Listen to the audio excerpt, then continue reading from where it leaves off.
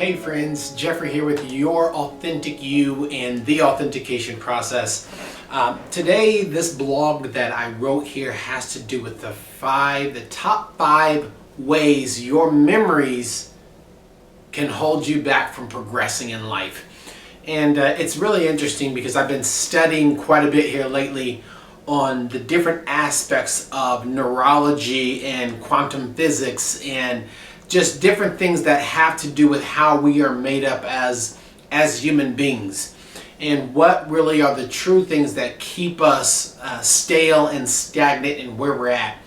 And it's really been a fascinating journey as I've been learning this about how that our past memories and our past in general, it becomes this repetitive cycle, this repetitive thing that we just it's almost like it becomes this abyss. You know, so much of what we do already is repetitive. We get up in the morning, we have this routine that we go through, and we get up in the morning, we, maybe get the coffee going, we go to the bathroom, we brush our teeth, we start to get ready, we jump in the shower, we look at our phone, we check out the news. If you have kids, you may get them ready, whatever it might be, but there's a routine that all of us have. And we go to work and we see the same people and we do the same things. We talk on the phone, we send out proposals and all these other things that we do. And the problem of that is that what we've learned, according to research, nearly 95% of what we do every day is absolutely repetitive. In other words, it's something from our past, it's our memory. And when we think about that, if we don't deliberately do something outside of that, our future, think about this, 95% of your future is a repeated action or repeated memory of your past. Whether it's how you were treated the other day while you were at the store, or what your mom said to you that really hurt your feelings, or what your spouse or boyfriend or girlfriend, what you learned about them, something that just cut you to your core. And you can't seem to let that go, whether it was yesterday, last week, or 2 years ago. It's still something that stays with you. And so many times those past memories that are made up of chemical and electrical reactions in our minds, that's what memories, and for all basic purposes, that's what those things are. So today we're talking a little bit about what I call the top five ways our memories can keep us from progressing. The number one way, I call it the Frankensteining memory. This is, again, we have a lifetime of experience of things that we've dealt with in our past, whether it be our parents, our upbringing, our religion, our little community. Maybe you were born in a small little town or a community and everybody knows everybody, right? So your experiences about who you are, what you should be, what you should do, those experiences come from everywhere around you. And some people are well-meaning when they tell you, oh, you should be a doctor, you should be a lawyer, you should be a dentist just like your parents, or whatever it might be. We get all this pressure on us. And what we do is we're like Frankenstein, we get an arm from over here, a leg from over here, a mouth and an eyes and nose. We get all these things together and we put it together and we think that's who we are. And that's what we replay so many times in our minds when we get this thought that, oh man, I really want to do this, or I really love this, or I want to pursue this goal or this dream or this aspiration. And all these memories start coming back into your mind about what mama said or dad won't approve of this if I don't follow this certain way. And those things stop us from really having true peace, joy, and fulfillment in our lives. It's what I call the Frankensteining memory aspect of that. So that's the number five. I'm counting down here, okay? So that's number five, Frankensteining our memories. Number four is misplaced memories, okay? So when I talk about misplaced memories, this has to do with from the time we were kids, right? So for example, as young boys are taught from the time they're kids, guess what? Big boys don't cry.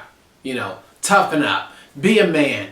That's just a little scrape on you. Stop crying, dry up those tears. I remember hearing those same things when I was a kid, and unfortunately that didn't work very well with me because I was a big crybaby. I cried at a drop of a dime. I wish that wasn't the case. I wish that wasn't my story, but that was my story. Little girls, they're taught something very similar, to be submissive, to, look pretty and to act a certain way, not be too boisterous. Don't show too much emotion because, people don't really like that. And that causes us to have these misplaced memories that are placed upon us. And it's oftentimes just by well-meaning parents, right? They just want to see you grow and be happy. They don't want to see you get hurt.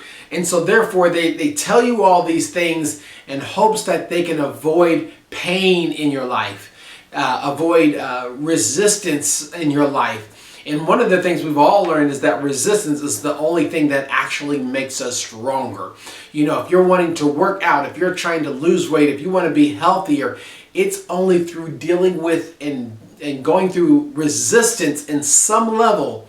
It can be small resistance at the beginning because that's all you can deal with. But if you don't deal with resistance, every time resistance comes your way, you seek a way out, you will be one that will always remain weak at all times because you've not allowed your muscles, whether it be your mental muscles, your emotional muscles, your spiritual muscles, whatever it might be, you've not allowed it to grow because you've avoided all aspects of resistance. So when we talk about, again, those misplaced memories from childhood more than anything, because that's where it all starts. We start off as little kids and we think we can be anything. We can be a policeman, a firefighter, a doctor, whatever. And then sometimes reality wants to sit in and people start telling you things about who you are. And again, sometimes they're well-meaning, but it's just not right. All that does is tend to hold you back and stop you from really being who you should be or who you would like to be. The number 3 on this list is what I call false memories. What do you believe about yourself? What do I believe about myself? When I call false memories, I call them false memories because they were never validated. You know, when I talk about validating something, one of the things that Shane and I talk about with the authentication process sometimes is what we call the two-factor authentication. You know, if you work anywhere in technology or even just in some buildings, sometimes you can't go in without somehow verifying who you are. Or if you're going to log on to a website that they want to keep secure, you might have to do a password, you might have to do certain other things, maybe do a thumbprint, maybe have a card that you carry that to get you in the door. So it's a matter of having more than just one way to authenticate who you are rather than just somebody saying something or you even just saying something. So when we talk about false memories, we're talking about something that hasn't been validated. You know, by the time we're in our teens or 20s, we're told what to do, or rather we're told that, you know, you're not smart enough, you're not pretty enough, you don't have enough money, you're born on the wrong side of the tracks. These false memories, again, that they were just kind of imposed upon us. Sometimes we've been told we can't do certain things because they might seem too risky. We're told this by parents, grandparents, our family, our friends. You may want to start a business or pursue a relationship. You may want to go to college, and somebody in their all-inspiring wisdom tells you, you know what, that's not very good for you. And that was because that was never validated, because you believed it or you were pressured into it, that becomes a false memory. Again, that's number 3. Number 2 is actually true memories. All right, so these are things that sometimes we just fail. We are human beings. We make mistakes.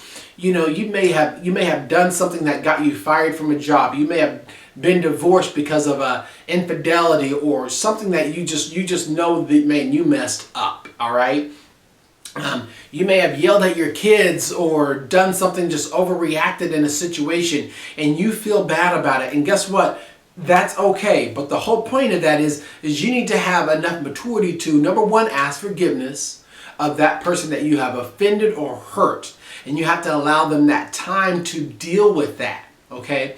But at the same time, you also, sometimes the hardest person to forgive is yourself. Because what sometimes people will do is they will manipulate you. They will use that strategically to keep you from progressing or moving along where you really want to be. And because you feel so bad about what you did yesterday or 5 years ago or 30 years ago, you stay in a lesser place so that others feel comfortable staying there too.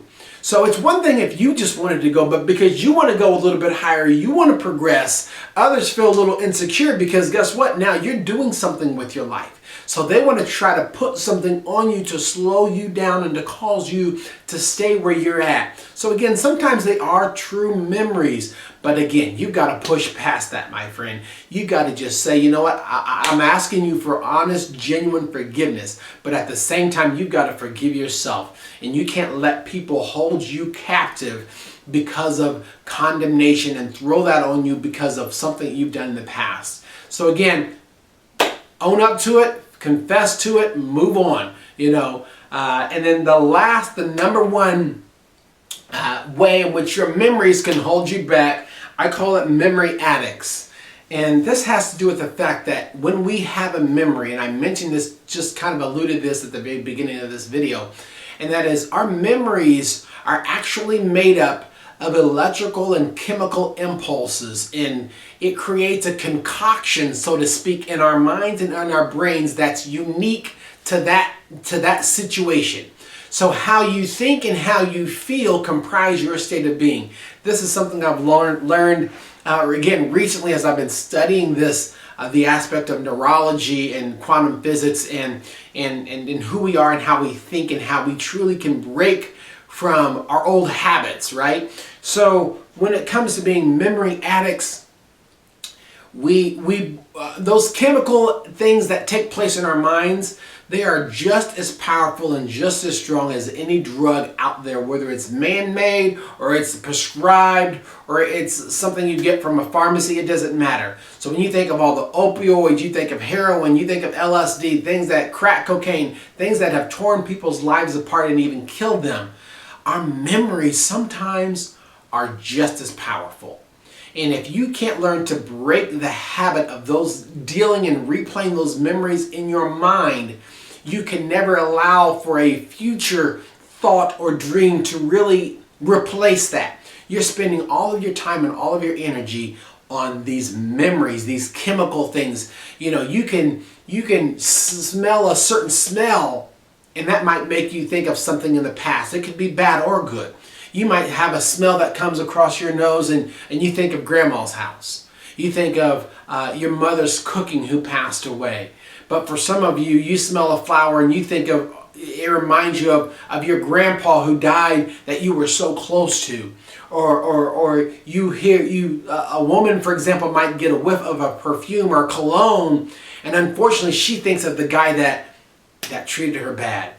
Maybe a guy that unfortunately abused her or possibly raped her, and now she's getting sick and she's vomiting because of the smell of that, because that did something chemically in her mind that has held her captive. I can give you a quick example. Right now, I can tell you to close your eyes and just picture what I'm about to tell you. I can tell you, imagine me in a kitchen and I grab a lemon from the refrigerator, and you see me getting the lemon, and I have a knife and I'm cutting that lemon open, and I grab that lemon and I hold it up in the air and I start to squeeze it, and I immediately just start squeezing it right into my mouth. Now I can almost guarantee the vast majority of you, just speaking those words, you had something go through in your mind and your mouth began to salivate because you could sense this, the tartness of the lemon, and it's not even there. Do you understand what just happened? Sometimes that's exactly how our memories do. That's how powerful those memories can be. And if you don't learn to understand that and first perceive that and realize that's an aspect of who we are, that's an aspect of our being, guess what? You can remain locked for a lifetime in the prison of your memories. So again, my friend, I hope this has been a blessing for you. I want you to continue to check us out here on theauthenticationprocess.com and Your Authentic You. God bless you. I look forward to coming to you. Again, take care.